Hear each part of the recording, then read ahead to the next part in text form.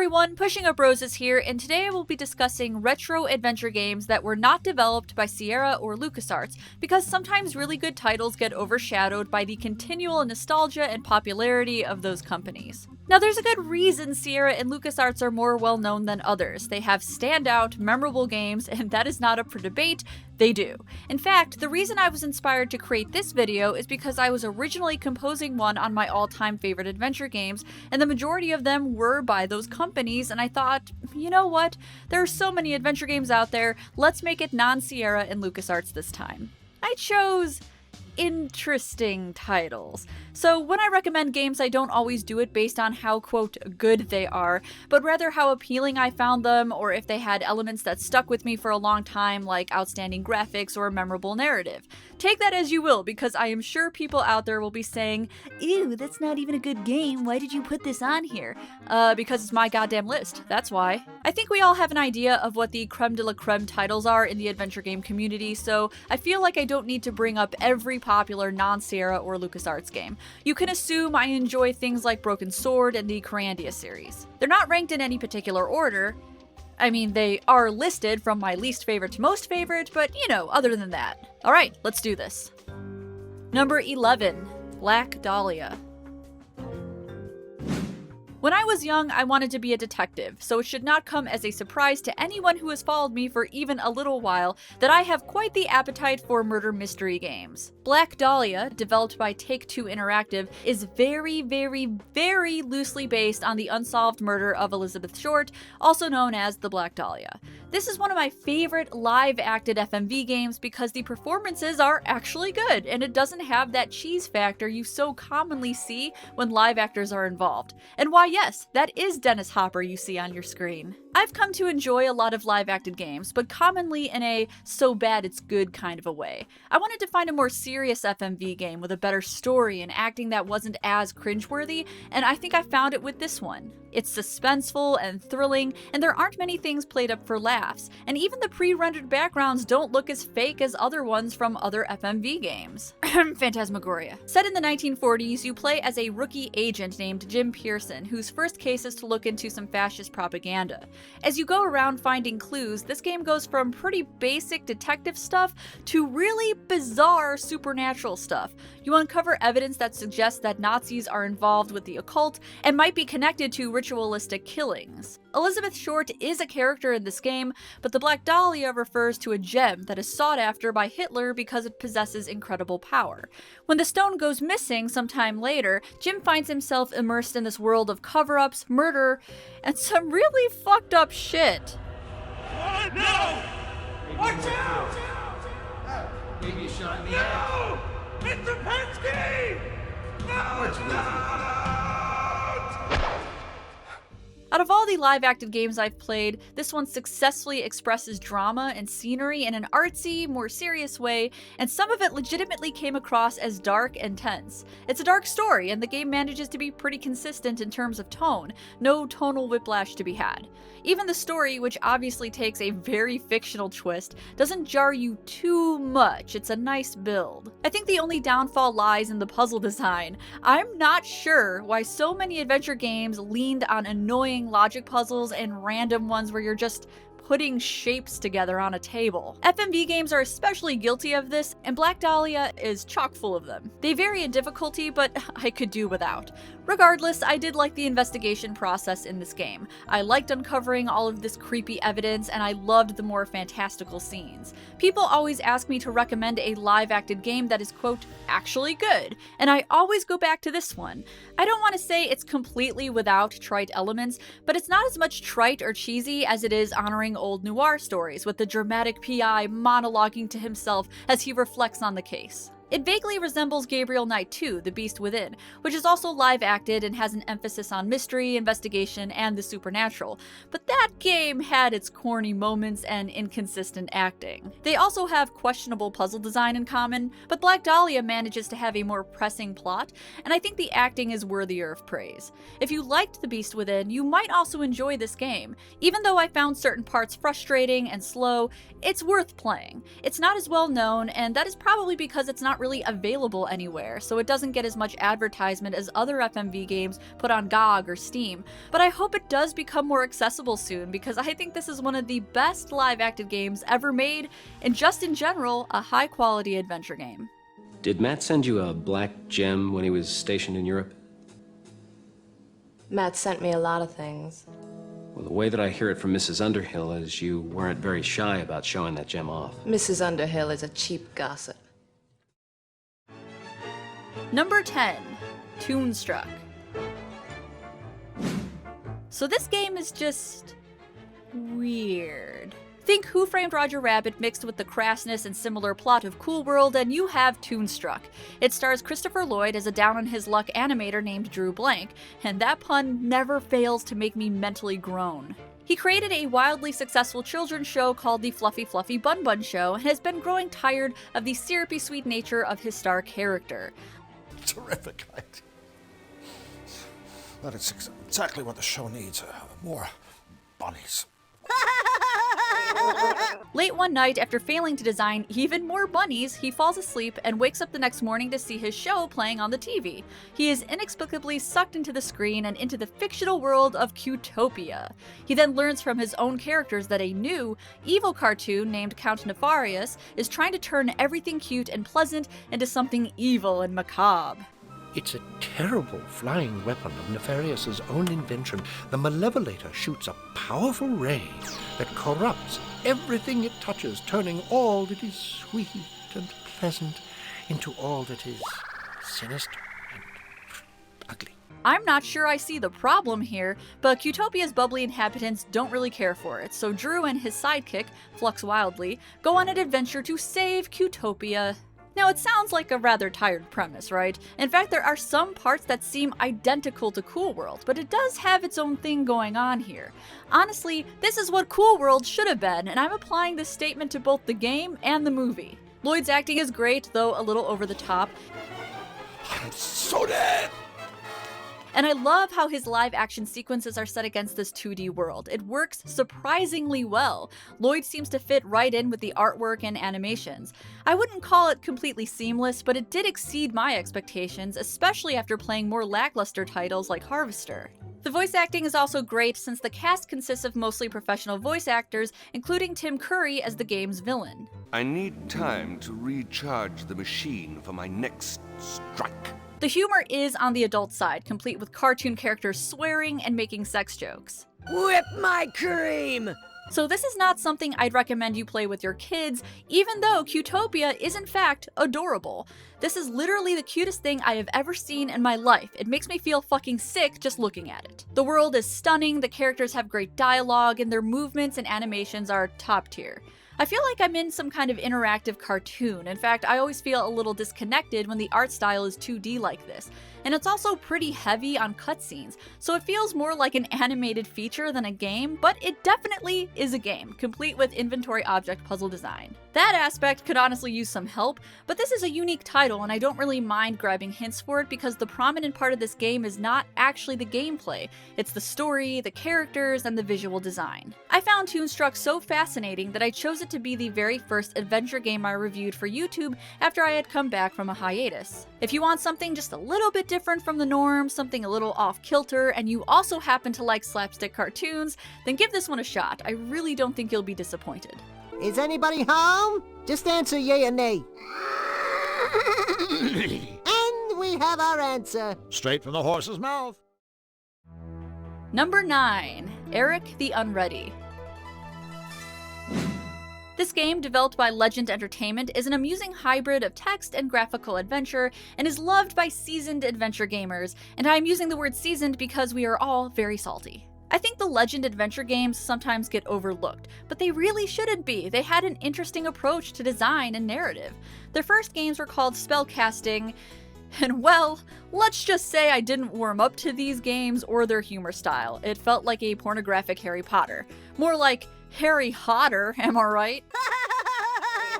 This game uses an interactive fiction interface. You can type in commands or you can use some pre-made ones on the side. The settings, from the perspective of the player, are in a window in the top right. When you talk to a character, a new dialogue screen pops up, and in between everything we have little cutscenes that tell the story. The story itself is rather weak, at least the main idea is. It's your very basic fantasy damsel in distress tale, with you, Eric, having to save a princess despite being bumbling and incompetent. Even though it uses cliched tropes, I think it does it in a comedic, satirical way that pokes fun at itself and the themes it presents as you progress. It's a parody game that actually knows it's a parody. I think comedy games are hard to write, but parody games even more so, because not only do they need to be good parodies, they also need to be good games on their own with working mechanics and character development.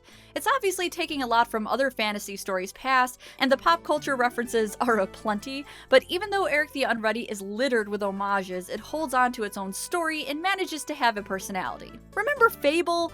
I discussed that game a few months back. That is supposed to be a parody game. Supposedly, I'm not sure I buy it. But it feels bland and mean-spirited, and it's not its own game. There's more to comedy than just simple ridicule, believe it or not.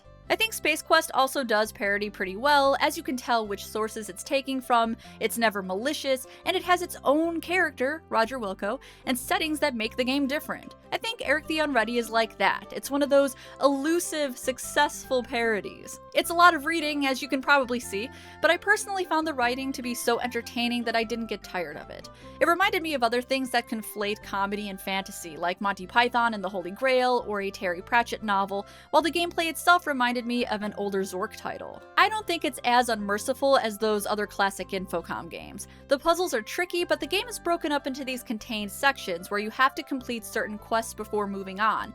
This at least prevents the player from having to backtrack too much and cuts down on any confusion from too many active puzzles. This won't be everyone's cup of tea, obviously, but it's easy to play on modern machines since it was recently added to GOG, so why not? Why not go down an outhouse toilet and save an adorable pig from an evil spell? That's what I always say. Live your life.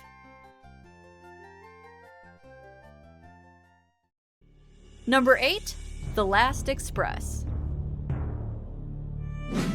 Full disclosure, I played this game because I enjoy murder mystery and have a fondness for Murder on the Orient Express. My opinion on this game may be biased because of how much I dig the premise. The Last Express was designed by Jordan Mechner, who previously designed the Prince of Persia games. There are a lot of neat aspects to this title, most notably is the art design, which was meant to mimic the Art Nouveau style that was popular at the time the game's story was set in, 1914, before the outbreak of World War I. Live actors were rotoscoped, and the result looks weird. I'm not even sure it works, quite frankly, but it's very interesting to look at and process visually. You know something ain't quite right with this character. It's cartoony, yet walking naturally like a real person. It's not always smooth either. A lot of the animations are faded cuts, but you do warm up to it as you unravel the story. You play as a fugitive named Robert Cath, who is suspected in the murder of an authority figure. Your friend, Tyler Whitney, sends you a telegram asking you to meet him on the Orient Express. Alright, fine, so I've illegally hopped this train, so let's go into Whitney's room and... What the fuck, Tyler? There are not many puzzles here, but the puzzles that do exist involve dumping a dead body out of the train's window and watching it bounce along the ground. This reminds me of an episode of Murder, She Wrote, where there's a slightly dramatic murder scene that establishes the rest of the episode, and everyone's like, a little sad. But seconds later, nobody gives a shit, and it's like, alright, grieving over, time to find the murderer. This scene reminds me of those bizarre WikiHow illustrations. Step 1, discover the corpse of your dead friend. Step 2, have a moment of mild grief. Step 3, pick up the corpse. Step 4, throw that shit out the window. This isn't your problem, you didn't ask for this. We take Tyler's vest and pretend to be him the rest of the game and end up getting tangled in a web of politics, lies, and romance. This game is non-linear and has real-time events, and this is crucial to how you play the game because you can easily miss important interactions and conversations. It's similar to the Colonel's Bequest in the way that there aren't many inventory object puzzles. The idea of the game is to listen to conversations and to figure out everyone's motives. It's not completely devoid of puzzles, you do have to find certain objects to push the game along, but the emphasis is on eavesdropping. There are also some action sequences. Well, I guess you can call this action. The Last Express didn't do too well when it was released, and I can kind of see why. People didn't quite warm up to the non-linear game mechanic and real-time events. I admit that even I felt slightly overwhelmed and concerned about missing information or having to go through tedious stints of trial and error, but it does get very fun, and I think this game is essential for any murder mystery lover. There's also a rewind mechanic if you do feel like you missed something, which is so very Jordan Mechner. I really couldn't put this down when I covered it for a review a few years ago. I was very impressed by how elegant the train setting looked and how closely it resembled the original Orient Express. This makes sense because the designers based it on an old wooden car they found abandoned in a train yard in Athens. I don't think I would put this up there with the classics, but it's a noteworthy game that did a lot of cool things, and I think the amount of work and creativity that went into this project should be commended. Premier service. Le dîner est servi dans le wagon restaurant. Dîner est servi in the restaurant. Number 7. Return of the Phantom. Did you know Microprose had an adventure game division for a short period of time? Well, now you do.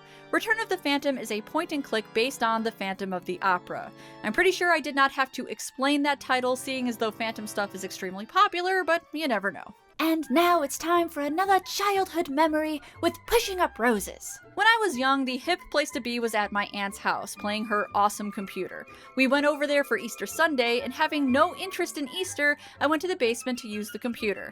I discovered the CD for Return of the Phantom on her desk, and was intrigued by the fact that it was an adventure game. I booted it up and started playing. Unfortunately, I was scared of everything as a child. I got to this part of the game where you see a shadowy figure following us, and turned it off immediately. I then ran upstairs and stuffed my face with chocolate marshmallow eggs to quell the trauma. This has been another childhood story with Pushing Up Roses. Eventually, I got past my fear of shadowy figures and picked the game back up. In this loosely adapted Phantom story, you play a detective named Raoul. It is I, Raoul. And your job is to investigate an incident at the Paris Opera House. The chandelier fell during one of the shows, somehow not killing anyone, but it almost did, so we're here to figure out if it was an accident. After some brief looking around and expert interrogation, we decide that it was indeed a ghost. Do you really think this could be the work of the original Phantom of the Opera?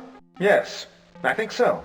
When a murder actually does happen, we try to find this so-called opera ghost, but instead he finds us and tackles us off a catwalk. We are then sent back in time when the opera ghost previously terrorized the opera house, and it's our job to change things in the past to fix things in the future.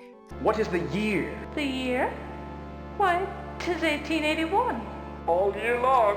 So yeah, the premise is not canon, but it is full of similar characters like Christine and Madame Geary. This is a very short point and click, and it's a little hokey, but I think it's great fun. And on top of that, the game looks stunning, everything from the rotoscoped animations, which are smooth and expressive, to the different settings. Now the voice acting, it's not good.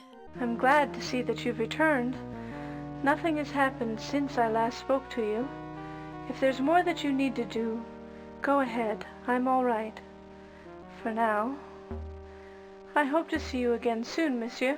It sounds like everyone recorded their lines in a tin can, and Christine's voice is particularly grating, but I really love her playing this one from time to time. It is far from perfect, but I think the story they created oddly fits the original Phantom story. Obviously, you're not gonna find time travel anywhere, but somehow, the original story combined with this weird-ass time travel narrative worked very well for me. I think this game might be especially fun if you're a Phantom fan. It doesn't make such egregious mistakes that dedicated fans would dismiss it, and it plays well and looks amazing, so I think it would also work for non-fans who just want a fun adventure game. Remember when I discussed cheesiness just a couple minutes ago in the Black Dahlia? Cheesy might not have been the right word for that one, but it is the right word for Return of the Phantom. It's the kind of cheese you want, though. It's not the crappy off-brand American cheese slices, like the ones that are not even Kraft, they're just ones that are the grocery store brand. It's not that. It's more like a nice provolone. It is I, Raoul. I really cannot get enough of that line. Who says that? Christine is my bride forever. She can never leave. As for you, I shall send you to your maker! Number 6. Titanic Adventure Out of Time. Have you ever just wanted to feel like you were on the Titanic, just living out the experience of being on a sinking ship? Well, now you can with Titanic Adventure Out of Time. Imagine having the constant threat of death on your mind as you travel through this massive ship, solving mysteries and finding ancient books for people. I found this game on a school computer. I was having a rough patch in high school and was kicked out for, well, not going, basically, and sent to an alternative school, and the workload was fairly easy for me, so when I finished, my teacher allowed me to use the classroom's computer. I was shocked to see an adventure game on the desktop. I had never heard of it, and I was baffled that anybody would want to create a game about being on the Titanic. Spoilers, it sinks. This is not a game where you are saving the Titanic or changing the events of what led up to that point. The use of the Titanic is mostly for having an amazing setting that very closely resembles the original ship, and then later on for setting a time limit when the ship starts to go down. What you're actually doing in-game is figuring out mysteries, mingling with dangerous criminal types, and occasionally helping people. You play as a former Secret Service agent named Frank Carlson. He is currently living in a dilapidated flat in London after he failed to carry out missions he was given while on the Titanic. During a raid, his flat is bombed, and he is sent back in time to then carry out those previously failed missions. There is time travel, it just doesn't have anything to do with saving the Titanic itself. It has more to do with politically motivated crimes. One of the missions is to find a stolen copy of the Rubaiyat, which was actually on the Titanic in real life. When you find the Rubaiyat, knock on my door. Unfortunately, that copy was not recovered and remains somewhere at the bottom of the ocean. I think the most memorable thing about this game, beyond the ridiculously huge ship you have to navigate, are the facial expressions of all of these characters. This was done by taking still shots of the actors and just overlaying them on characters' faces. This is not an FMV game, even though I'm sure the screen caps for the game might be deceiving. There wasn't any video taken as the developers had to design many characters, and videos would take up too much space.